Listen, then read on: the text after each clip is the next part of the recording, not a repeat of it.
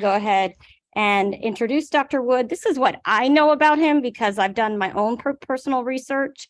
Dr. Wood is a husband. He is a father. He is a twin brother, I think. Am I correct on that? He is also an advocate for students of color, and he shares something in common with me, which is he is an amateur boxer. Although I don't always say I'm an amateur boxer, but I have been boxing for 5 years. So I'm very, very impressed with that. And obviously, kudos to you for being an amateur boxer. And he was recently on Dr. Phil as an expert on the needs of students with some other folks. But if you can, please catch that Dr. Phil episode. It is interesting, so to speak. But I want to go ahead and share some information about his career. Dr. Wood has amassed many, many awards and distinctions. He is a Dean's Distinguished Professor of Education and Vice President for Student Affairs and Campus Diversity at San Diego State University. He formerly served as an Associate Vice President for Diversity and Innovation. He is also a co-director of the Community College Equity Assessment Lab, a national research and practice center that partners with community colleges to support their capacity in advancing the student outcomes for men of color.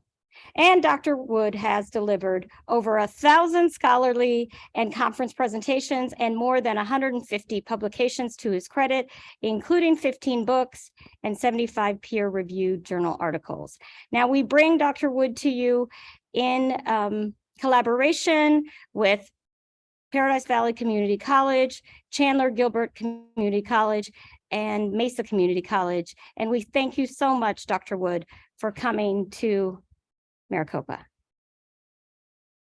Absolutely, and thank you so much for the introduction. I really appreciate it. Very kind.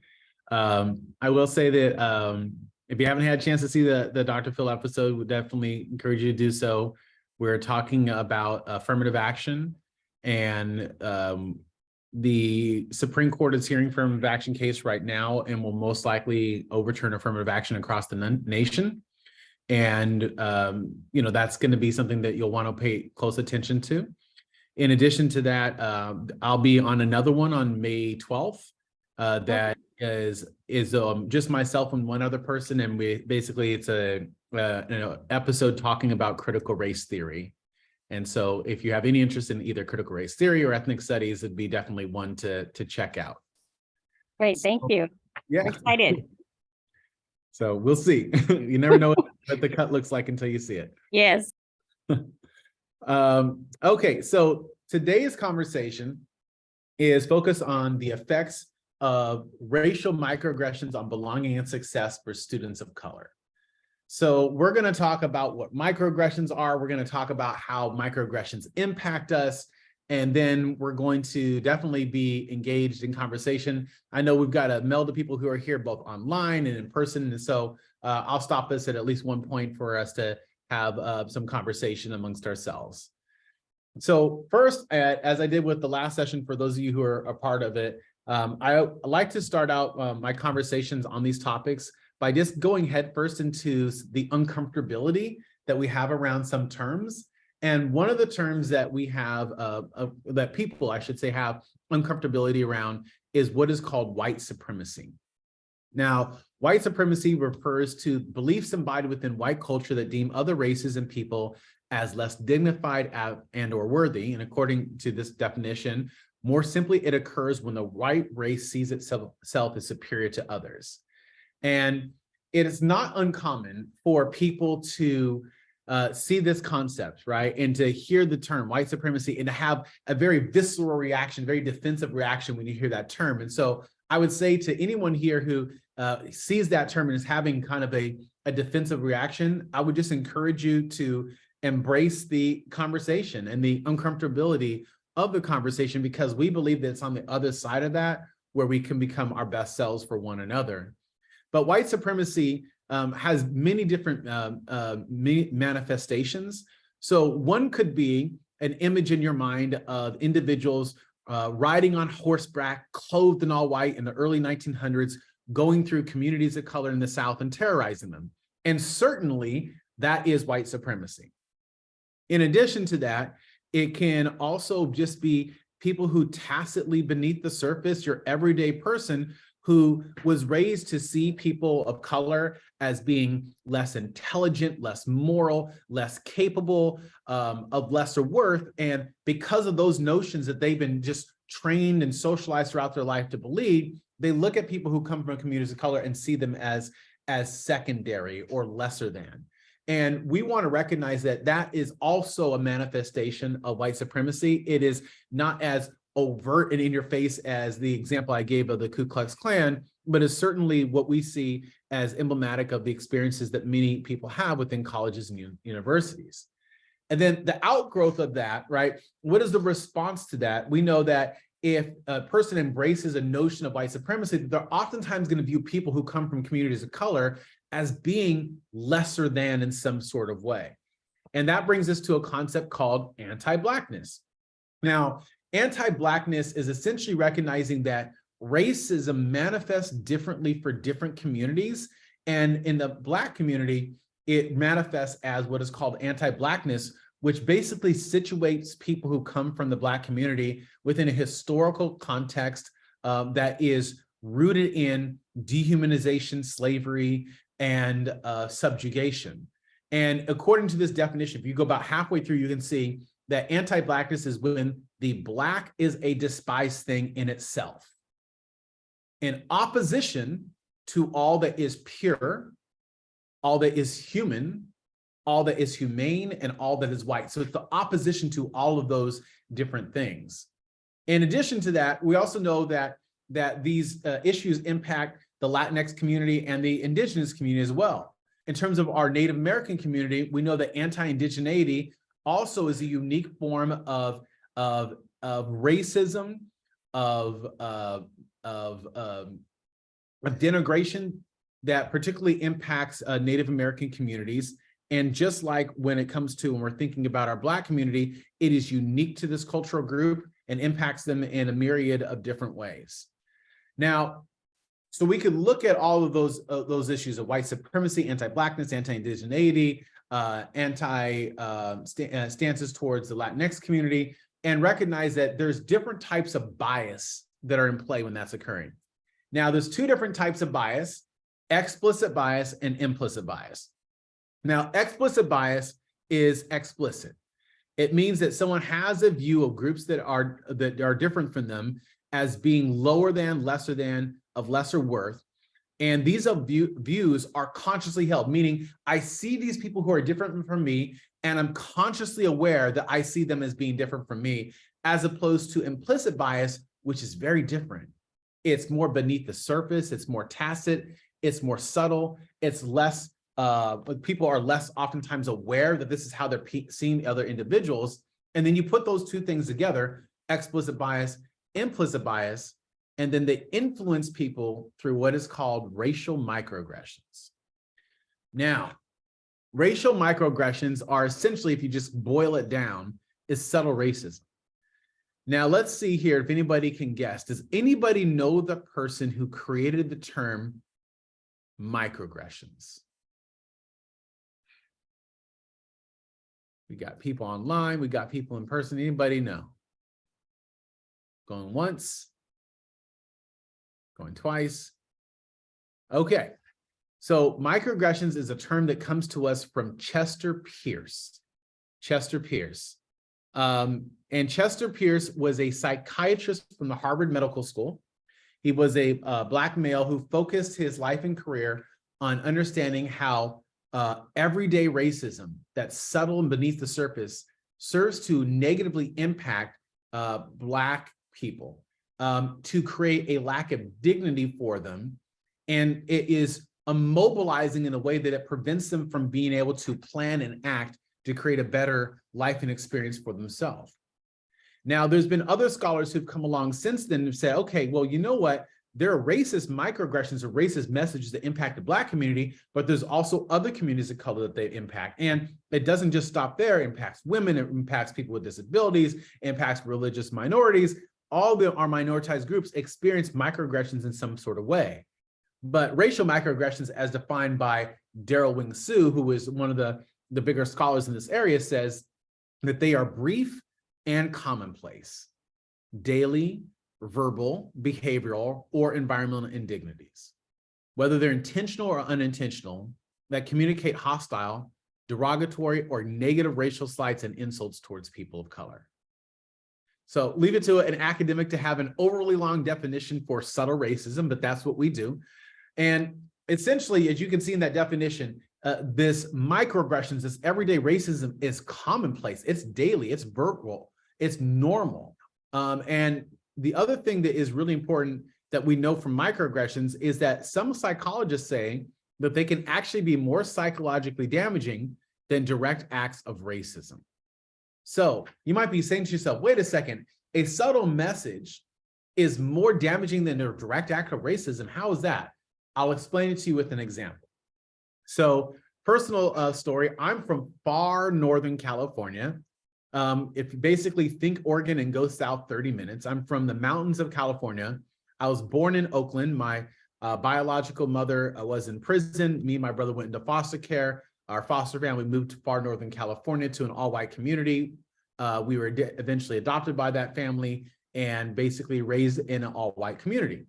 And McLeod is a beautiful place. It's a wonderful place. It is just a remnant of some of the best things that you can have growing up. That being said, like any other place in the country, it struggles with issues of race and racism. And so from the time that I was in kindergarten to the time I was in 5th grade, it was a normal experience. And when I say normal, I mean multiple times a day, every day, for me to have been called the N-word, a cottonhead, a niglet, or another racial epithet as a normal daily experience as a young child.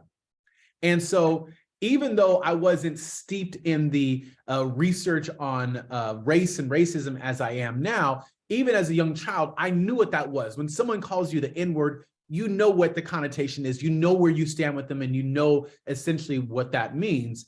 And as a young child, that message was clear to me. And in general, I knew what to do with that. So if I was putting together a list for a birthday party with me and my twin brother, basically we'd be like, oh, well, this person, well, we're not inviting them. He called me the N-word yesterday, right? So in essence, I knew what to do with that. I knew where that message was coming from. But then as I got older, I noticed that things began to change. It would me being in a classroom and a faculty member would ask a question. I would respond and I would know the answer. And their response to me was a sense of surprise. And they would say, oh, wow, I didn't expect you to know that.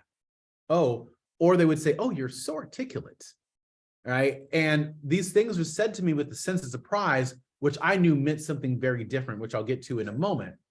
But then other examples were, there was a convenience store in the town that I grew up in. And I should have said, this was a small town, 1,000 people in the middle of nowhere, no stoplights and one gas station and one convenience store. And I would go into this convenience store, and after I would walk up and I would get done and I'd go to the counter, they would tell me every time I got to the counter, empty out your pockets. And I'd have to open my pockets and show that I hadn't stolen anything. It wasn't as clear to me as being called the N-word. And so as a child, I didn't know, like, are they saying this to other people, or are they just saying it to me? Why are they saying this? And it was a sense of haziness about what was happening. Is it me? Am I being too sensitive? Is it something I've done? And that brings us to a concept called attributional ambiguity. Okay, I know there's a bunch of folks in person. I know there's a bunch of people online, and I know that we're not in person together, but I would ask you to just repeat after me. I'm going to say it once. I'm going to point to you. You say it. Attributional ambiguity. One more time. Let's get our gusto together. Let's say it. Attributional ambiguity. So that refers to a sense of haziness or lack of clarity about what was said, about what was intended in that message. Someone says to you with a sense of surprise, oh, wow, you're so articulate, or accuses you of stealing something, or does something that is subtle, but you're trying to understand what it is. The attribution of ambiguity is that haziness or lack of clarity about is it me? Am I being too sensitive? Is it something I've done? And that attributional ambiguity serves as the doorway into some other negative experiences that we're going to talk about as we get further into this conversation. Now, with microaggressions, one of the things that's really important to know is it's not what's said, it's what's really said. So it's not what's said, it's what's really said. So what's said is, oh, wow, you're so articulate. But what's really said is, I didn't think that you would be. What's said is, can I see your ID to a student who's on campus at nighttime? But what's really said is, I think you're here to steal something, right? And so with these microaggressions, it's a message and then oftentimes an underlying message that communicates something very different.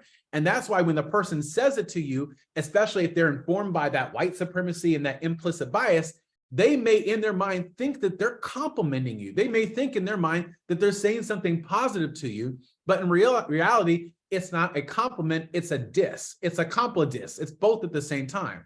So what's on your screen are the messages that are really said to our students. You're different from us. You don't belong here. You're not intelligent or capable. People of color, they're lazy and they don't care. Your experiences and perceptions are wrong. You're dangerous, criminal, deviant, up to no good, or even you're just not a person who's of worth. These are the messages that are really said to students of color all the time at colleges and universities across the countries and schools as well. And this is why we have to focus on microaggressions, because these subtle beneath the surface messages, they do harm. Now, there's lots of different types of microaggressions. Some of them are on your screen, and don't worry, we're not going to go through all of these today, but there are some big ones that I want us to spend some time with, because I think it helps us to understand what it is that people are going through when they're experiencing these things. So the first thing that I would say to you is that racial microaggressions, that there are three primary types of microaggressions that we see that impact people of color. So the first one that we see is what is called an ascription of intelligence. And this is when someone assumes that people of color, based upon how they look, based upon their presence, that they are assumed to be academically inferior, incapable of being able to do the work. It's the person who says, oh, wow, you're so articulate, with a sense of surprise, or I didn't expect you to know that. These messages that assume that we do not have the capability of being able to do the work that we're doing. The next one is an assumption of criminality. This is when we assume that a person of color is dangerous, deviant, up to no good, is going to cut some corners, has some sort of malintent, that they come from bad communities. This is when we demonize and criminalize students in ways that certainly don't set them up for success, but set them up to see themselves as an opposition to that environment. And then the third one that we see is pathologizing culture. This is when people use the they statements to talk about communities of color. They're lazy. They don't care. They're not really here for school. They're only here for the financial aid, right? These messages that assume that there's something wrong with students, their families, and their communities, when the very people who are saying that need to look into the mirror and recognize that it's their own frailties and insecurities that are producing the outcome disparities that we see. Now, one of the things that we've learned with microaggressions is that they can be in isolation, but they can occur in tandem. So you can experience an ascription of intelligence, you can experience an assumption of criminality, and you can experience those two things in tandem. Here's an example of how that plays out.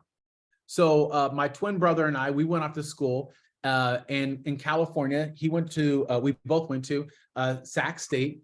And basically, I had done 4 years of Spanish in high school. He had done 3 years of Spanish in high school. So I satisfied the language requirement. He had an additional class to take in Spanish.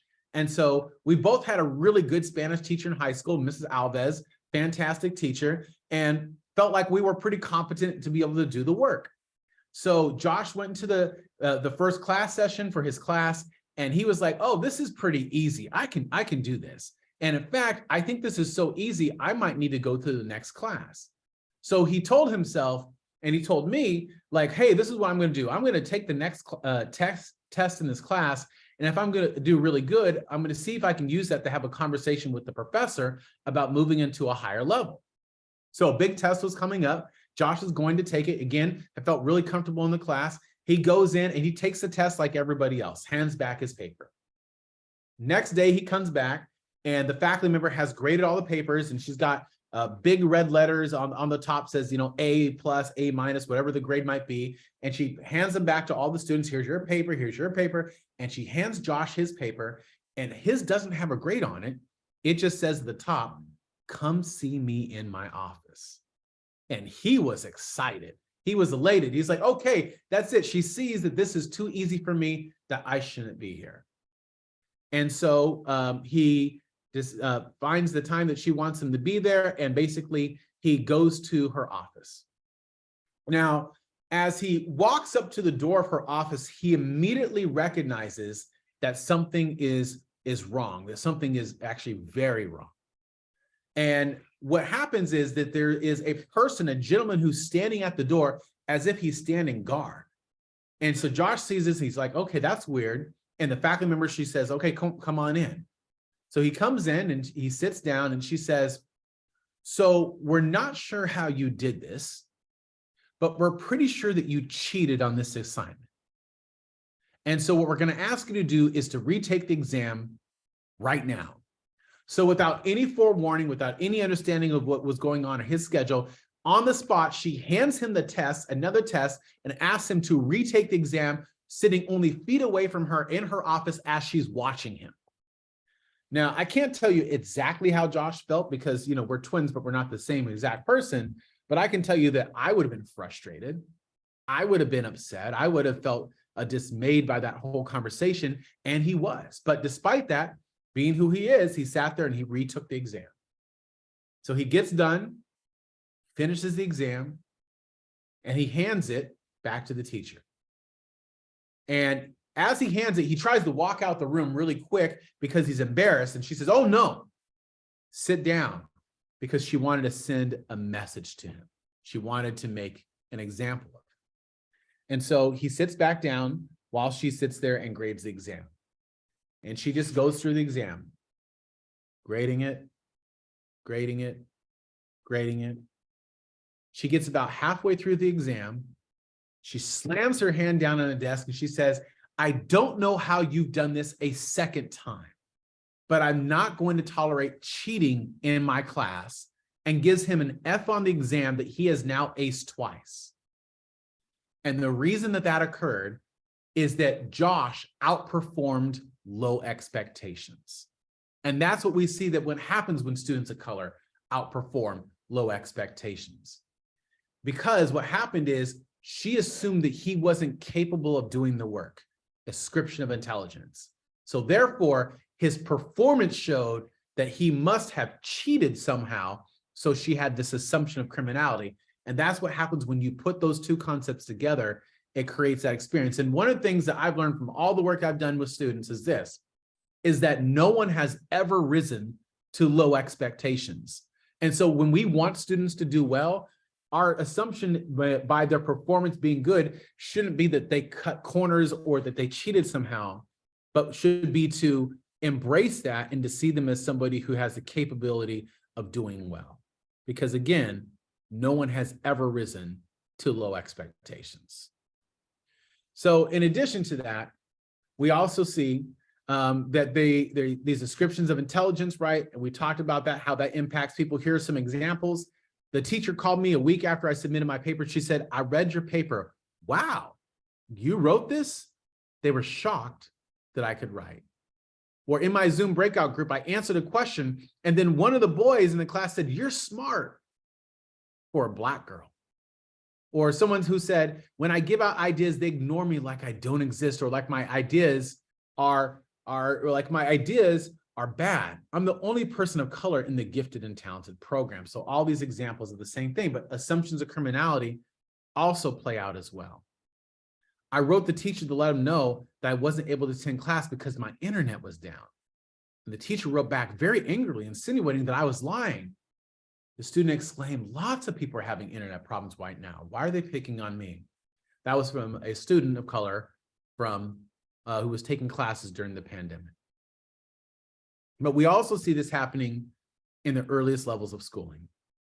So I've been part of a project called Our Voices for some time. And in this project, what we've done is we've looked at the common types of microaggressions that are experienced by boys and men of color. But in this project, even more specifically, we're looking at Black children of all genders on preschool through 3rd grade.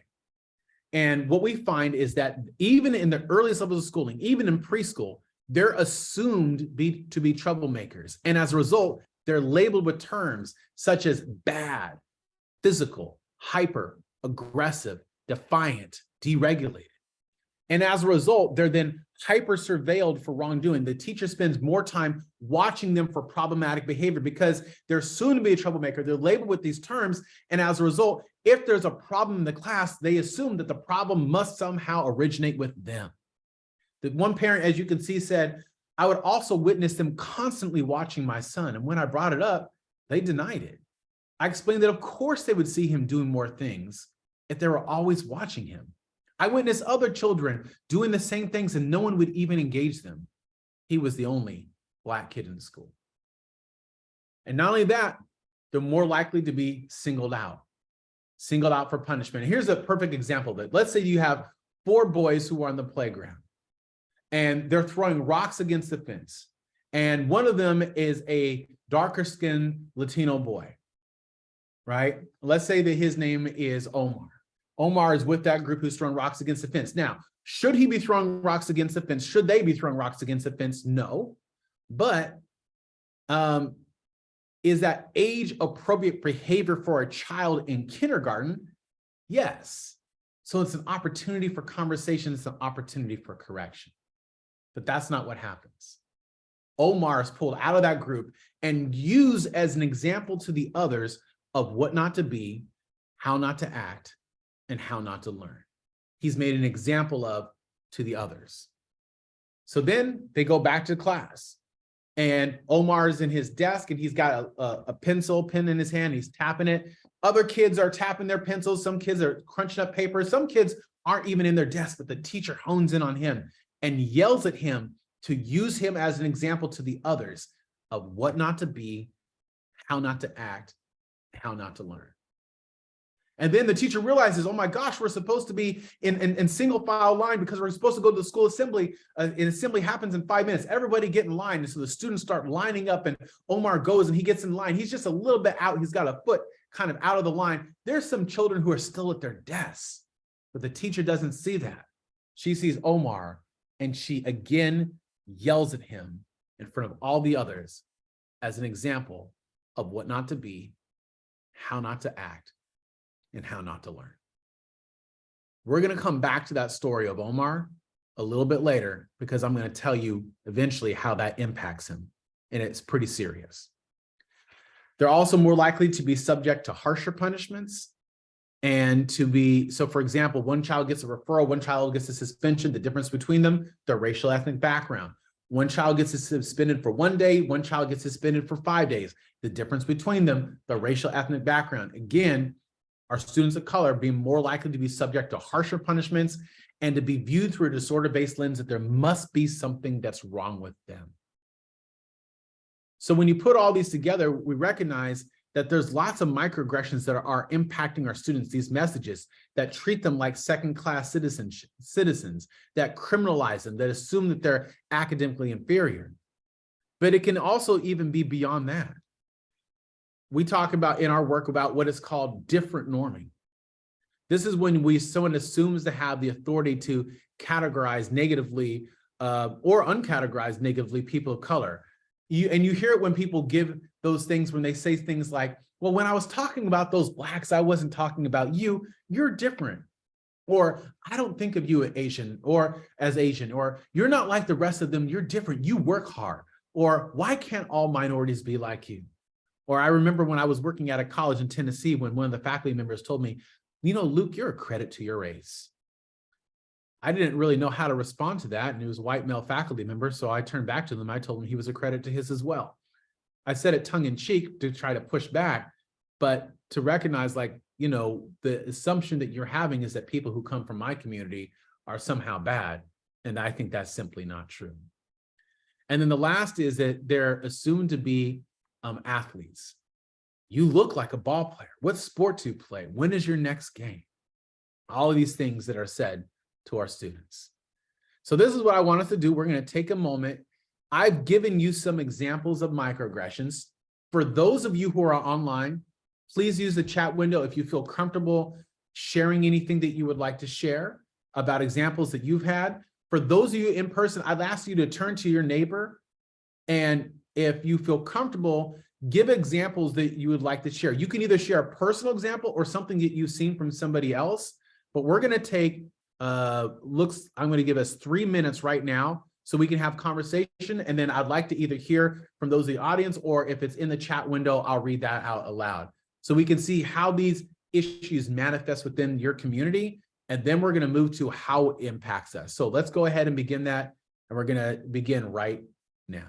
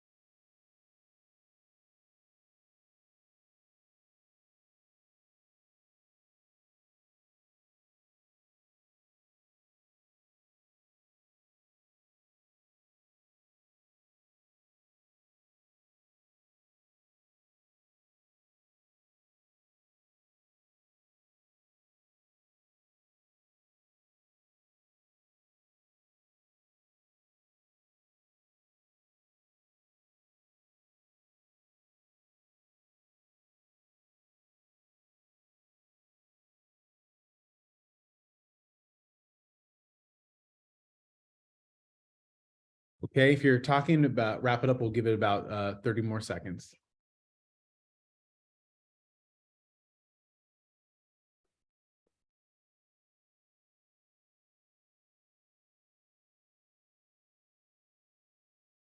All right, so lots of really good examples that are put into the chat window. So someone says, people assumed I attend college on athletic scholarship instead of on an academic scholarship, right? That's perfect example of athletic boundedness. Someone said, you are darker than I thought. What nationality are you? The joys of dating. That's obviously a microaggression. I'm not exactly a person of color, but when I say that I am part Native American, I get the look like you don't look like a Native American. So, you know, people who may be denying your background.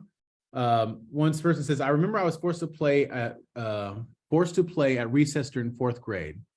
I didn't really feel the need nor want to play, and therefore I wanted to read. But the teacher saw this and contacted my parents.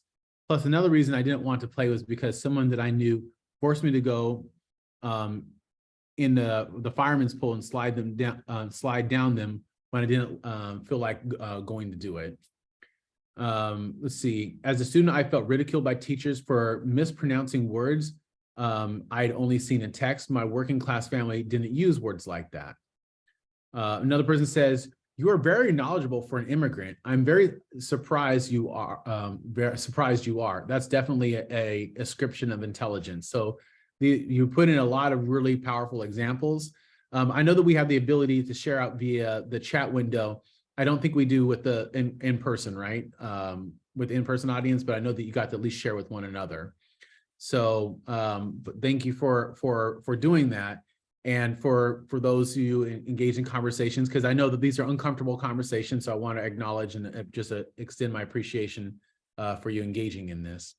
Now, this is where I wanted to get us to a conversation on why all this matters. And here's why.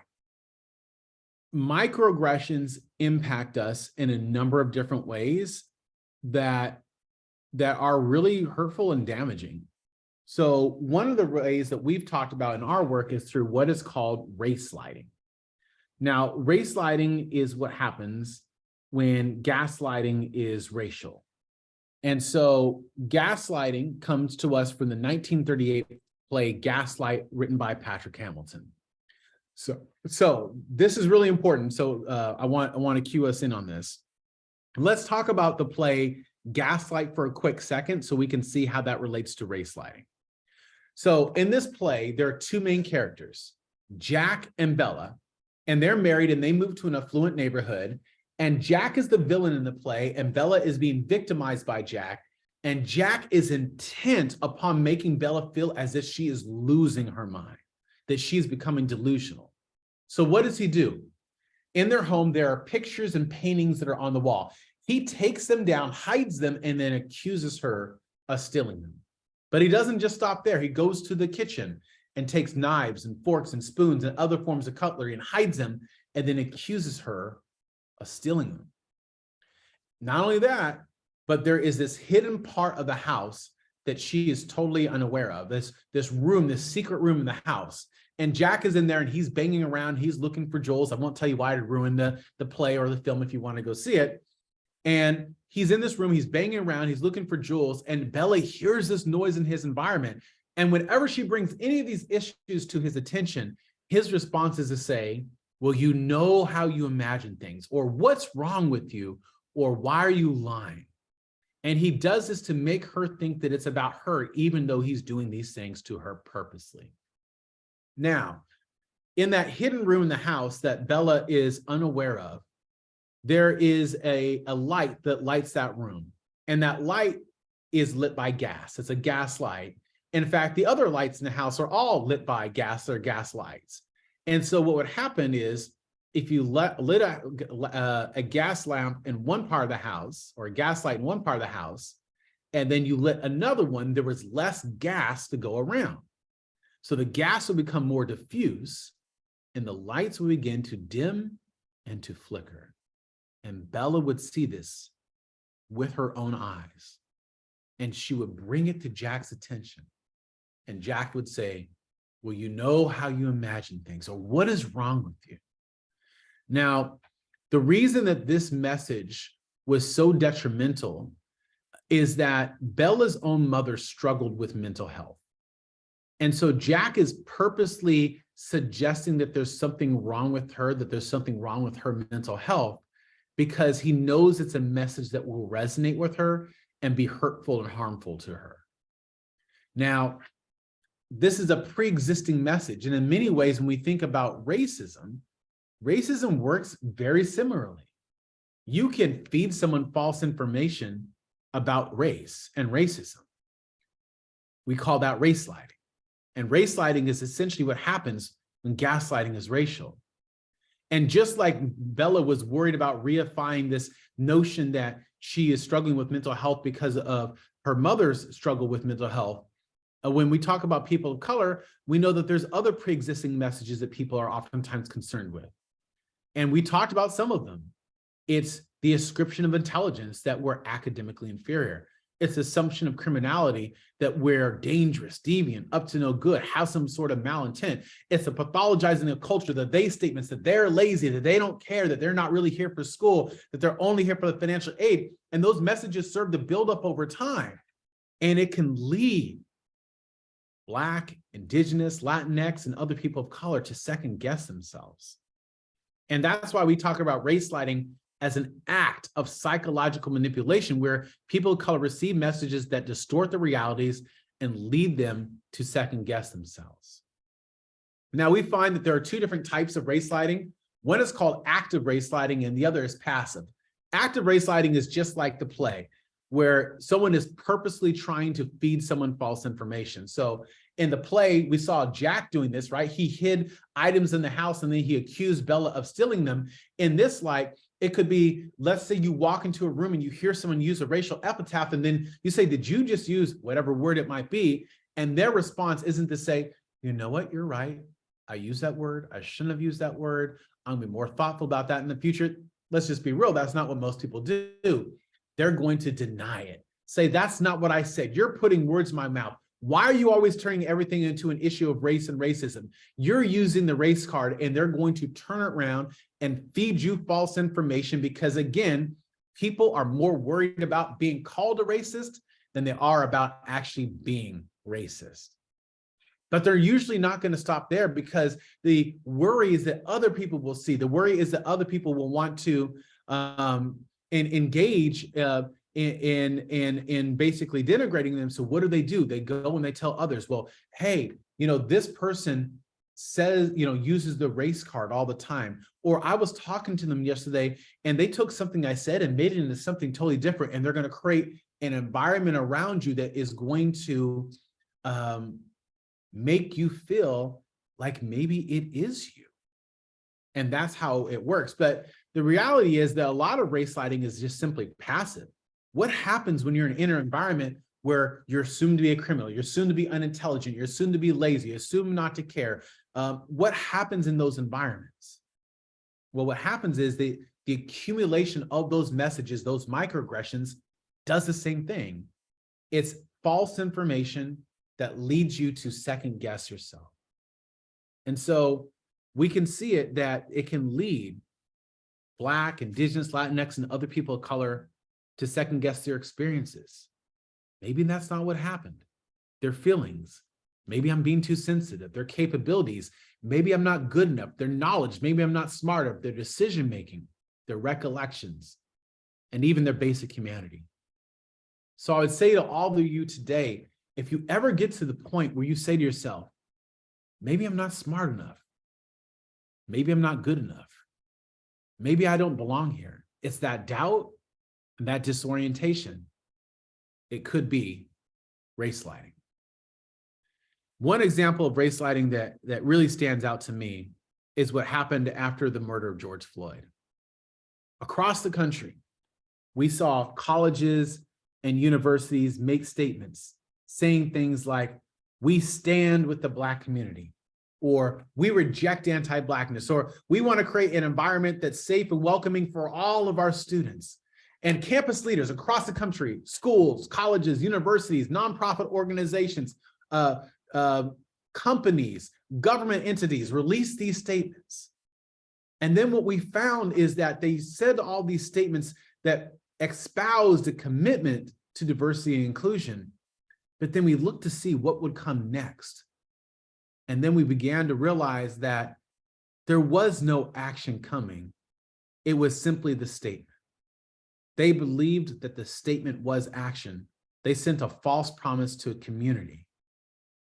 And they did that false promise in a way that made people in the community begin to second guess, is it us? Are we asking for too much? Are we expecting too much?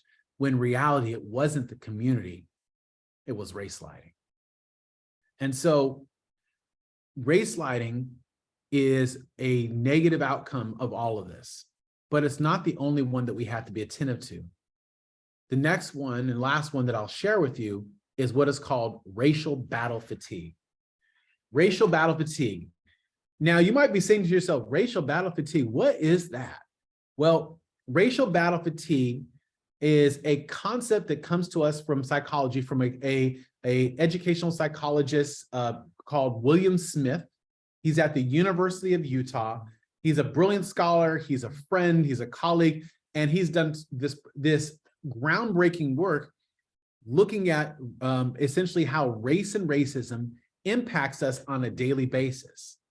And essentially, it's called racial battle fatigue because what he has found is that how race and racism impacts us is very similar to how combat stress syndrome impacts those who have been in conflict and war zones. So combat stress syndrome, racial battle fatigue. You might be saying to yourself, what is the possible connection there? Well, here's the connection. What happens when you're in an environment where there is persistent risk and persistent stress?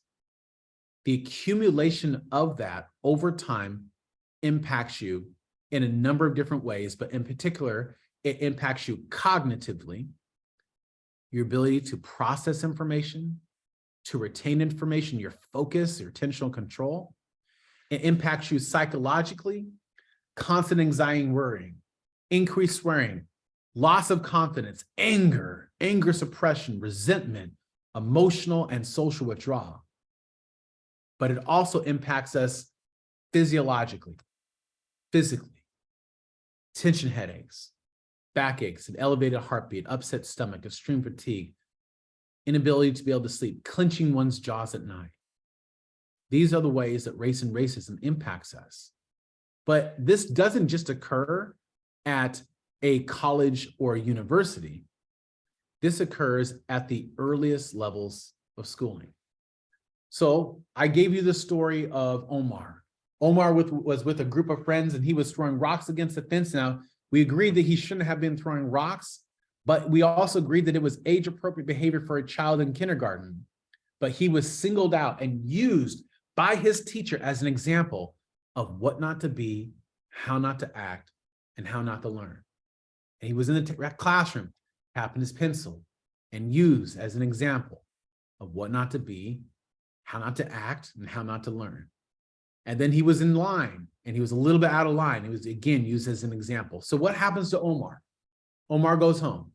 He goes to sleep. He wakes up the next day. His mom comes in, knocks on the door. All right, Omar, come on. It's time to get ready for school. Let's go. He doesn't move. She comes back a couple minutes later, knocks again. Omar, come on, let's go. It's time to get ready for school. And Omar doesn't have the language yet to say, I'm experiencing racial microaggressions in my environment, and I'd like you to do something about it. He doesn't have the language yet to say, I don't feel a sense of belonging at school. I think we should explore alternative options. But what he can say is, when his mom asks why, he says, I don't want to go to school. And she says, why not? And he says, because my stomach hurts, or because I'm having a headache, because his body is having a physical response to an environment that is unsafe and unwell. So we don't talk about racial microaggressions simply because it is a good intellectual exercise. We talk about it because it makes us second guess ourselves for race sliding. We talk about it because it leads to racial battle fatigue that wears us down and begins to affect us psychologically, cognitively, and physiologically. And then we have to recognize that when these things are occurring in our environment, harm is being manifested. And so if we aren't doing something to be part of the solution, no matter what our vantage point is within the institution, then ultimately we're being part of the problem. So what I'd like to do now is stop here. I want to take some questions before I go and do kind of like the final summary of some things that I'd like to share, and just get your thoughts. So comments, fears, trepidations, questions, whatever it might be. This would be the time for us to say that. We'd just love to know what you're thinking, how you're feeling, and how you're responding to this content. And just to remind everyone, all opinions matter and they are valuable. Your stories matter. I'm so grateful to Dr. Wood for sharing his stories. I know that my colleague, Amalia Georgita, shared her stories. I shared some of my stories. I have faced microaggressions my whole life, and this is why I actually do this work, because I can remember being a kid and being in a store and people thinking that I was going to steal something. And I'm like, this little goody girl that is always wanting to do everything I can to please my father. And I would often be treated that way. And so I encourage all of you students and the employees that are on here to please share so that, you know, we can talk about it, because it's such an important topic.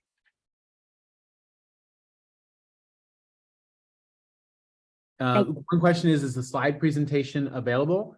Absolutely. The minute we get off, I will send this one and the first one over, and they can be made available to anybody who would like to see them and use them for the future. Perfect. Thank you, Dr. Wood. I have a question, but I would like to have some of the students maybe ask questions. Okay. But if not, I could ask my question if nobody volunteers. Why don't you start? Okay, perfect. My question is kind of long, and I apologize for that. Okay. This will veer into the realm of psychology, but do you see a connection, Dr. Wood, between narcissism and its many forms, from covert, malignant, grandiose, and any other forms of narcissism, including NPD or narcissistic personality disorder and microaggressions? It is clear that gaslighting, or as you coined the term, race-lighting, is being used to alter the reality and narrative of underserved and underprivileged individuals and minorities. We know narcissists are not the big bad wolf. Many times they are incredibly charismatic, extremely knowledgeable, actively involved in the community, seem very giving and accepting, and can fool people, including themselves, that they're authentic in both their intentions and actions. What strategies would you employ concerning someone who is an undiagnosed narcissist and constantly undermines and alters your reality and narrative? I'm sorry if that was too long. It's a fantastic question, and it just so happens that I took the content on narcissism out of today's presentation, so it's funny that you would ask that question. And the reason is I'm been writing a piece on narcissism and racism. So I'm actually switching to a different presentation just here for a moment to share just a few slides from that, just because you asked like a direct questions on it. In terms of when we think about narcissism, it's a pervasive pattern of grandiosity, a need for admiration, and a lack of empathy. And I like to look at this through the lens of Carl Bell, who did a lot of work in the 1980s talking about what's called narcissistic racism, and basically looking at the parallels between narcissism and racism. And so he basically said that there were three different types of ways in which narcissism manifests through racism. So first is those who, he said, have a narcissistic personality disorder. So at a clinical level, they have been diagnosed as being a narcissist, and that the way that their narcissism manifests is through racism. And essentially what he said was that it's when a person whose racism is a primary symptom of their narcissistic personality disorder. And he said that they are characterized by a sense of racial superiority. So they see themselves as being greater than other individuals. And in fact, we already talked about that a bit when we talked about the notion of explicit bias and implicit bias, and also white supremacy, that they are characterized by backlashing or pushing back against issues of race and racism, what's called like a white backlash or a backlash, that they are characterized by a lack of empathy when it comes to the pain, the challenges, and the experiences of people of color, and that they may display a sense of entitlement around these issues. And so they may feel a sense of entitlement in a way that entitles them to greater things, while also in other ways than pushing down other communities. Now, he said that that is one type of way in which we see narcissism manifest, but he says it can also be a second type, which is a stress-induced narcissist. Now, this is not a person who is necessarily a clinical narcissist as an ongoing personality disorder, but this is an individual who experiences a highly stressful situation. And in a result of that highly stressful situation, let's say it's a life or death issue and someone passes away or something traumatic happens, that the response that they have to it is to basically become racist and essentially a kind of a temporary, for a temporary period of time, or manifest there, I should say, as racism for a temporary period of time in a way that is far more egregious than they would normally be. And so he says it's when it's stress induced, it's not a personality disorder, but it involves revenge, going back and righting wrongs or undoing hurt. And it can be in response to a life-altering event. Now, in my line of thinking, the majority of people that I'm looking at in terms of the work I do don't necessarily fall into a clinical narcissistic personality disorder category that would be defined by DSM or a stress-induced narcissism, but they're probably what he would call a misinformed narcissist, or someone who is has a elements of narcissistic racism that are part of their socialization. So it doesn't mean that they are clinical, but that they have patterns that mirror some of the issues that we see with those who may struggle with narcissism. So he says that it's a socially induced form of racism, and it basically involves those with a narcissistic personality who lack empathy, who are also socially misinformed, and through exposure, eventually these individuals can change. Now, here's where I think that we've got to make the connections, regardless of whether it's an actual clinical personality disorder or it's not. There are some things that are across the board that mirror some of the challenges that we see with narcissism. So first, with the DSM, narcissists oftentimes will display superiority. Well, that superiority can display itself through essentially racial superiority, right? Thinking that I'm better than another group because I am a person who's not from that community. It can, another characteristic is an exhibitionist attention. And this is when people do things to have the attentional focus on them. And he points to examples of where people may join like a white supremacist group or display white supremacist imagery or go and paint swastikas or nooses, and they do kind of overt acts of racism as a way of gaining that attention. But I think that the more subtle things are essentially the rage that is oftentimes called narcissistic rage, that is actually pretty similar here in terms of what are some of the patterns that we see. So that involves essentially four things: displaying a lack of empathy. Well, we know that people can display a lack of empathy towards racial groups. A sense of entitlement.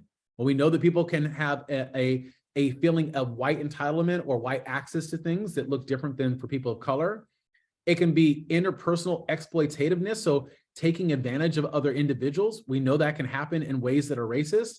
And there's other things. I could go on. We could be it's a whole conversation. In fact, invite me back and we'll do a whole day just on narcissistic racism. But essentially, I think it's a really good question, because you can take pretty much any psychological concept, gaslighting, narcissism, pick anything you want to pick, and then you can say, well, what does that look like in a racial context? And the truth is that it will be almost surprising to you how close those connections and patterns are, because we're getting at the psychology of how people rationalize things that oftentimes are not rational, or we're getting at underlying ways and patterns of thinking that have served to disadvantage minoritized people in a range of social institutions and contexts. So quick response for what could be a very long question, but hopefully it was at least somewhat in line with what you were looking to hear. It was a very complex answer, Dr. Wood. I appreciate it so much. It's clear that we have to have you back on a session on racial narcissism. Thank you so much for answering. I see more comments in the section in the chat. One of them is from Jenna, and then PVCC. I know they had their hands up for a while, and I'm sorry for taking more time with my question. Thank you so much, Dr. Wood. It was an excellent question. Agreed. And thank you for sharing your slides from your other presentation. Oh yeah, of course, absolutely. And I'll merge those slides in before I send this over in case anybody wants to take a look at that as well.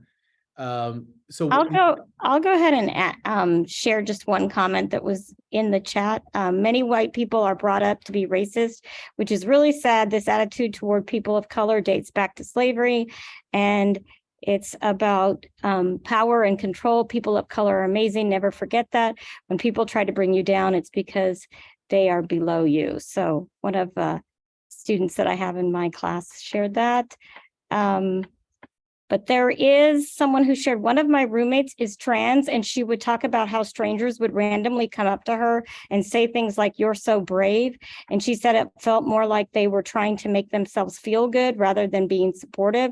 She didn't want it to constantly be pointed out that she was trans. She just wanted to live her life.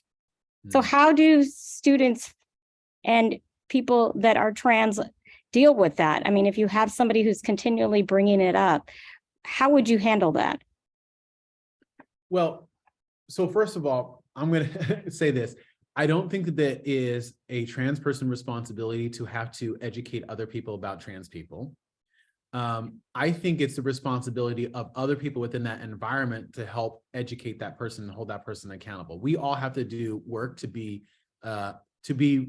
authentic allies for other minoritized communities.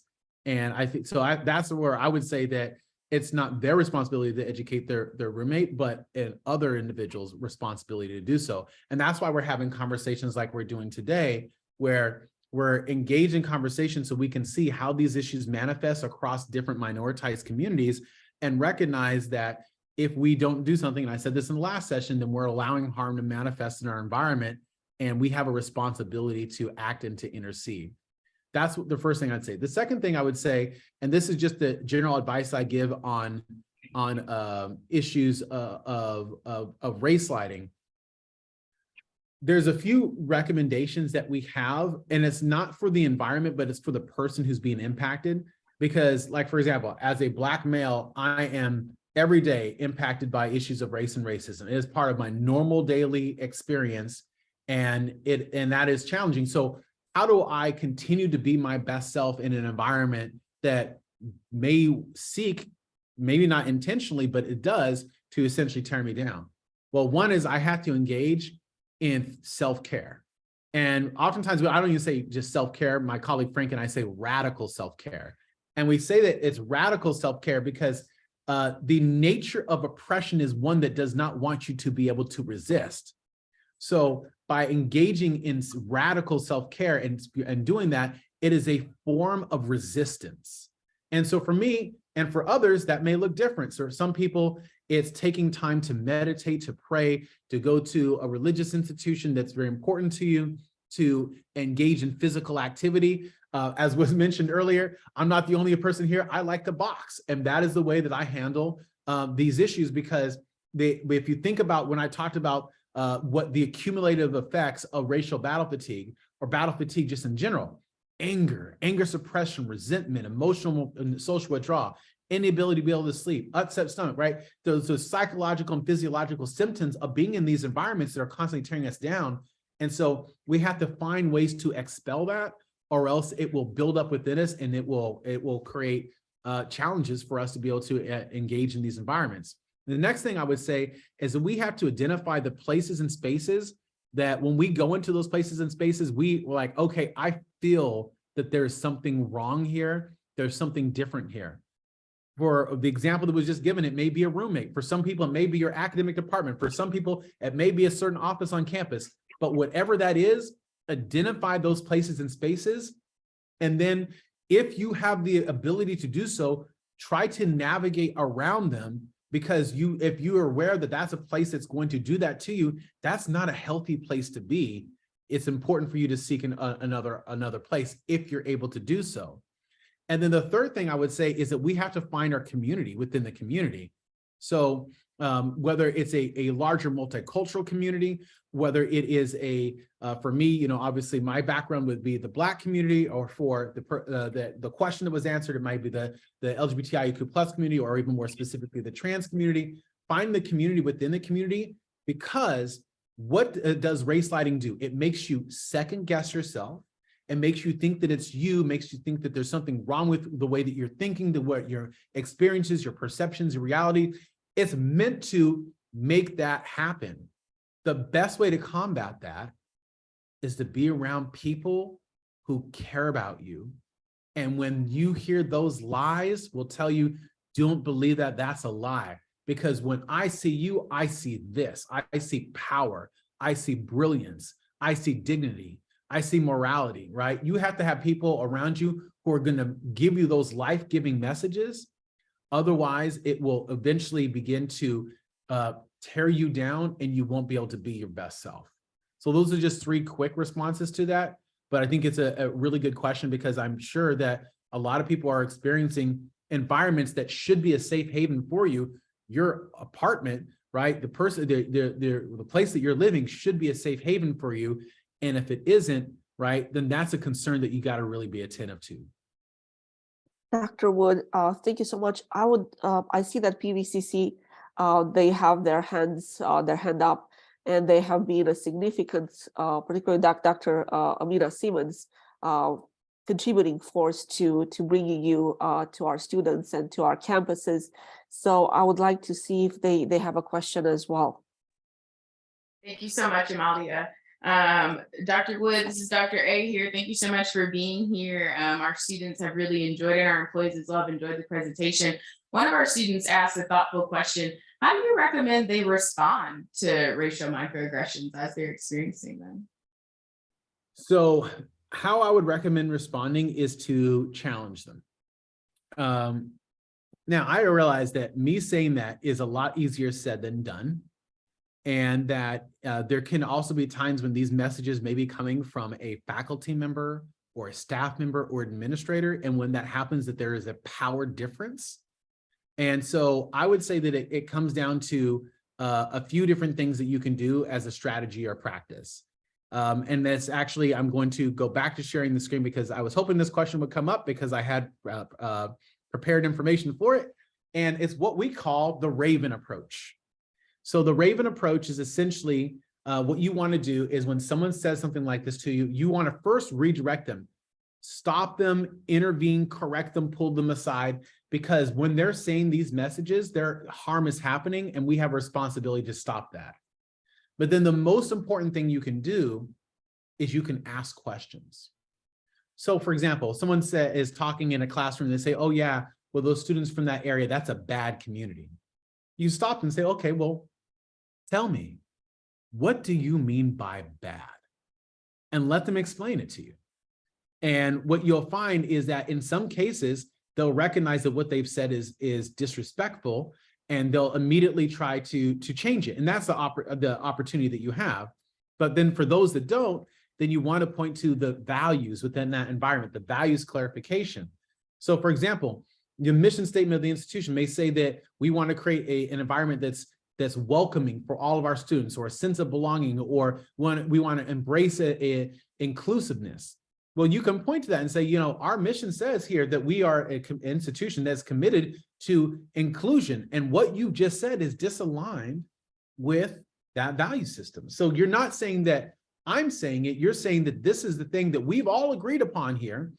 And so it's in disalignment with that. And it could be the mission statement, it could be a departmental mission statement. It could even be in a classroom, faculty members have a syllabus and they have their rules of engagement on the syllabus. It could even be that. Then you want to emphasize your own thoughts and feelings using I language. You know, when I hear you say this is what I think people will feel. This is how I receive it. And then you want to give them next steps. So let me put that all together for you. You're in a classroom environment. and someone is talking and they say something about a community that's in the local area, and they say, oh yeah, that's a bad community. So, hey, can I stop you for a second? You just said bad community. Can you tell me what you mean by bad? And then they respond. And then you say, well, you know, what you've said is not in alignment with our values that prioritize diversity and inclusion and emphasizing thoughts and feelings. I know people who are from that community, and if they were to hear what you said, I think they'd be hurt by that. So in the future, I think we should just try to be good allies and think about how we can approach things differently in the future.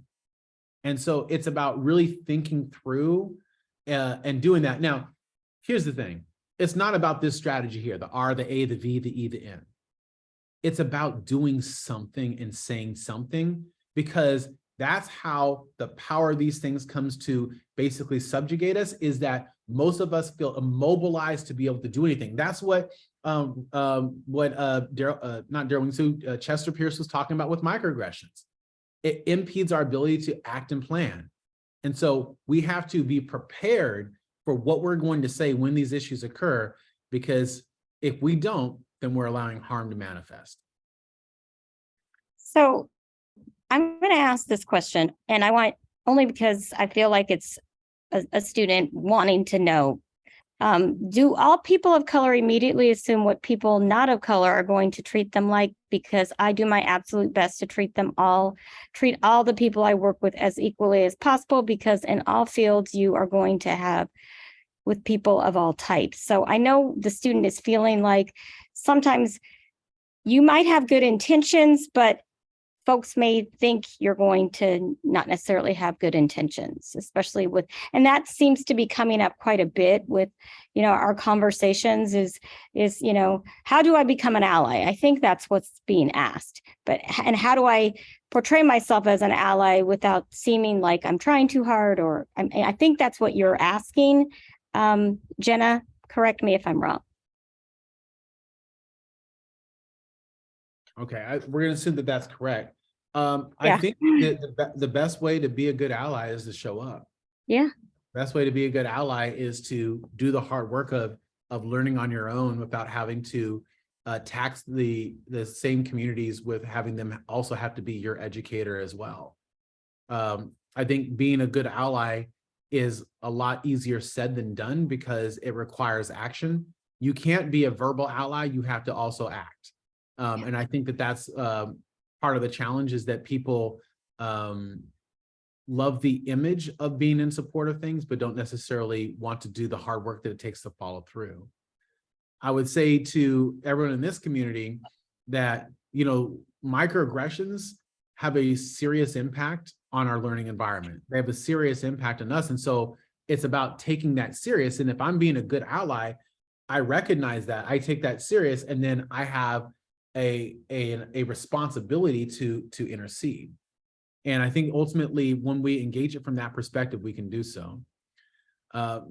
These are also, I want to recognize, not easy conversations. Many institutions shy away from these conversations, especially in this current climate. But we believe that if we do so, if we shy away, then we're not doing the hard work that's necessary to change the hearts and minds of those who are working with our students. And I would say to the students in the room, for those who are experiencing these issues, it's not you. You're not misunderstanding. It is, you're not being delusional. That's what race lighting will try to make you feel like. It's not you, it's them. It could be race lighting, and you have to feel empowered to be able to stand up for yourself and call upon those educators who are within the institution to also stand up for you, because they have a responsibility to do so as well.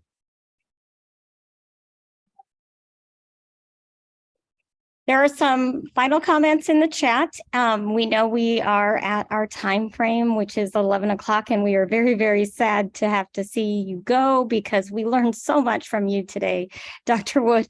And I know the students that didn't get to come to this because they were in class or whatever will enjoy watching the recording. Thanks again so much. And on behalf of Maricopa Community Colleges, we hope we can get you back sometime soon. And thanks. Anytime, we'd love to return. So, and maybe I can come next time in person. We'll see. Oh, we would love that. And for everyone at on the call, would I remind you to remember what Dr. Wood said about radical self-care? And for all my colleagues, a well-rested woman is the revolution. So know when to get some rest. Thanks again. And we appreciate all the wisdom. Right. Thank you all. Thanks. Dr. Wood, Did he leave? He may have did he left. leave? I think He- so. Maybe he had to leave. Yeah. Okay. I could not believe when he was bringing up Carl Bell's work. That was, I mean, Carl Bell and I were like right hand, left hand, running a mental health center on the south side of Chicago doing that research. So I'm That's like, oh my wonderful. gosh, he went back to the 80s. All right. I'll see Thank you so much, everyone, for coming. Thank you. Great rest of the day. Thank you. Thank Bye-bye. you. Bye. My queen. Oh, my dear, you are everywhere. That's you. You know how it is. Alright. It's just like you. Yeah, but I see you're at the office. I'm not. At least, you know, I've already had my Killer Dave French toast for the day. So okay. Bye, All everyone. right. I'll talk Bye-bye. to you later. Bye-bye. Bye, everyone. Bye. Gina, Bye, and thank you. Thank you I'll so stop the much. We'll Yeah. talk. Bye, thank you. Bye. We'll talk. Welcome. Bye. Bye.